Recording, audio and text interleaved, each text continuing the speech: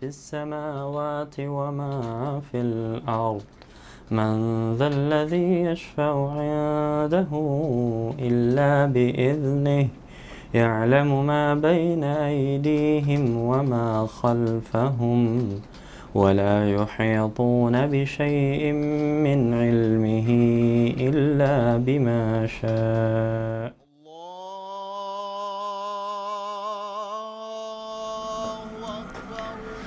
Alhamdulillah.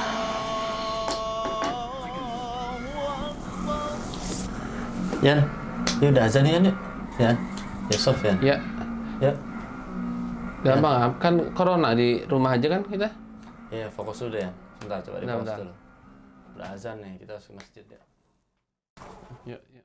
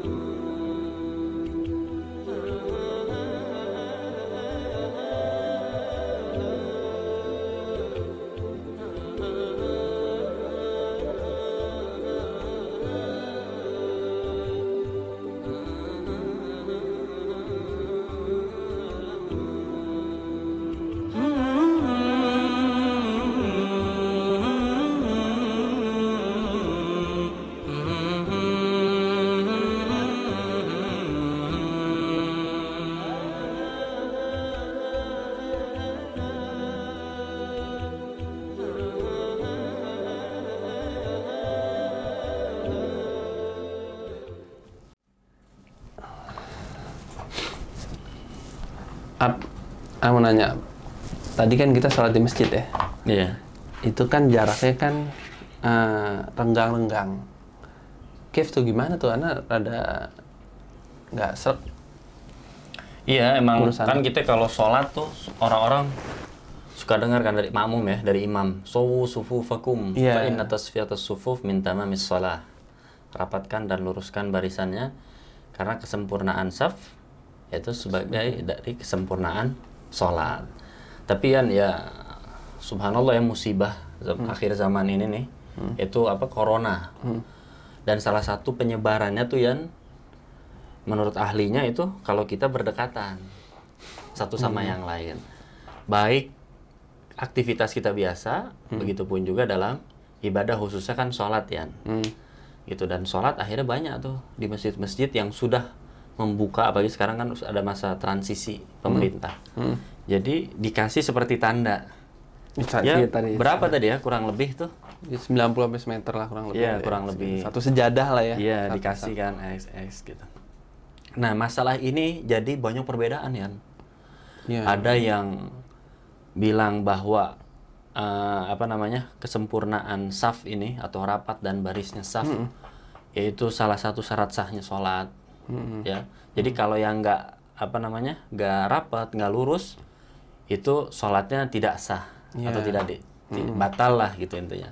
Ada juga yang mengucapkan bahwa lurus dan baris atau sempurnaan saf itu tidak termasuk daripada syarat sah sholat. Jadi hanya keutamaan, yaitu nilai lebih daripada sholat tersebut, atau lebih jatuhnya itu hukumnya mustahab sunnah ya. Salah satunya itu Syekh Sa'ad As-Sitri menjelaskan bagus banget tentang ya bisa dibilang polemik lah ya tentang new normal dalam masalah ibadah sholat ini. Biasanya kan kita rapet ya satu sama lainnya, sekarang renggang. Iya. Dan Syekh Sa'ad As-Sitri ini sampai menjelaskan tentang apa membawakan juga ya tentang 4 mazhab. Semuanya itu sepakat bahwa merapatkan dan meluruskan saf ini hanya kesempurnaan. Jadi keutamaan gitu ya, hukumnya bukan membatalkan sholat, tidak membatalkan sholat, karena membawakan juga hadis ya tamamis shalah yang tadi kan. Fa inna tasfiyatas sufuf min tamamis shalah. Nah, kata tamam di sini itu kesempurnaan sholat. Jadi kalau kita tidak merapatkan, itu tidak membatalkan, hanya hilang keutamaan dari salah satu rutinitas sholat kita. Gitu. Tapi sayang kalau memang bukan zaman corona, kita harus merapatkan satu dengan yang lainnya. Karena nggak sempurna ya. Iya. Sayang ya. Gitu. Jadi kalau kita sholat bukan di era new normal yang biasa, itu satu sama lain kita harus rapat. Satu sama yang lainnya. Bahkan sebagian ulama juga menjelaskan dengan pundak bahu ya. Bahu dengan bahunya rapat. Gitu. Iya. Ada pernah tuh ada sholat gitu, ada yang bahu tempel. Bahu tempel. Iya. Siap. Nah, tapi kadang kan suka ada. Kalau bukan di zaman corona atau new normal ini suka nggak mau rapet ya. Nah, itu gimana? Kadang kita rapet, dia geser lagi. Iya. Ya, apalagi kalau kita sholat di masjid yang bukan kita biasa lakuin lah. Sholat-sholat yang kita kalau lagi safar di mana. Ya la yukallifullahu nafsan illa wus'aha. Jadi kita lakukan semampu kita.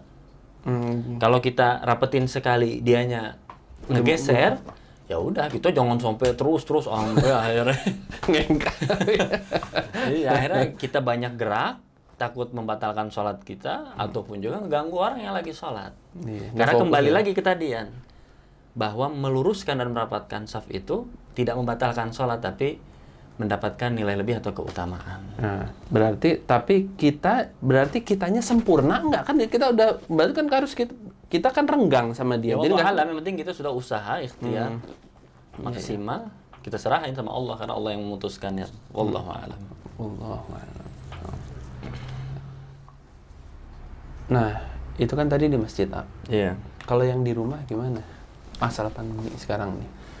Ya kalau yang di rumah, karena sebagian orang ya, walaupun udah masa PSBB transisi, ya, dia tetap tuh masih ada karena kan kemarin lama ya, bukan sehari 2 hari, hampir 3 bulan. 3 bulan. Masjid ditutup, sekolah semuanya, jadi masih ada kayak efek trauma lah. Nah gimana tuh kita nanggepinnya? Nah diantaranya ya, kalau kita lihat ya, kalau pemerintah sudah mengkaji ya, juga memberikan poin-poin penjagaan seperti masker ataupun juga hand sanitizer, cuci tangan, dan ada batas umur yang memang sedikit lah volumenya yang kena wabah ini. Nah kita usahain aja. Misal kalau kita ini alhamdulillah anak muda yang masih alhamdulillah insya Allah dalam statistik lah hitungan mereka tuh. Jadi di bawah berapa, 50 tahun ya? Di bawah 50 tahun itu masih bisa beraktivitas walaupun tetap menjaga protokol kesehatan. Nah kita usahakan selalu tetap ke masjid. Nah bagi yang di rumah itu biasanya orang tua atau seperti yang sakit atau juga anak-anak. Terkadang kan kita ingin mendidik anak, kita bawa ke masjid. Nah itu kita harus lihat. Yang terpenting ya, walaupun masa seperti ini, kita tetap harus memberikan baik ke anak ataupun juga ke orang tua. Mereka harus menjaga sholat 5 waktu ini di rumahnya dan tidak menyepelekan waktunya. Terkadang kan kalau di rumah santai lah, mau jam berapa aja bisa dilakuin gitu. Karena kan nggak terikat sama imam segala macamnya, nggak bisa. Karena Rasulullah SAW pernah ditanya ya sama salah satu seorang, itu ya Rasulullah, ayyul a'mali afdal, amalan apa yang paling utama? Mereka bertanya kepada Rasulullah. Kemudian Rasulullah menjawabnya, sholat di awal waktunya atau di waktunya. Jadi kalau sudah azan zuhur, ya kita usahakan secepat mungkin kita sholat di waktunya. Zuhur, asar, maghrib, isya. Nah itu yang kita terapkan. Kalau kita bisa sholat ke masjid, kita belum bisa ajak anak dan orang tua, kita terapkan di rumah biar mereka tetap menjaga waktunya itu di sholat-sholatnya. Sehingga insya Allah kita dapat keutamaan. Orang tua pun dan anak kita mendapatkan, baik anak pendidikan dan orang tua insya Allah mendapatkan keutamaannya. Insyaallah ya. Wallahu a'lam. Jadi begitu ya, memang ya musibah ya. Nggak kayak tadi kadang kan kita suka kayak mimpi ya, subhanallah ya. Kok ngalamin zaman kayak gini. Tapi ya sudah takdir. Mau baik mau buruk ya kita harus menjalaninya. Kalau baik kita bersyukur kepada Allah. Kalau buruk ya kita bersabar atas takdir tersebut. Dan kita tidak boleh putus asa segala macam atau stres. Iya.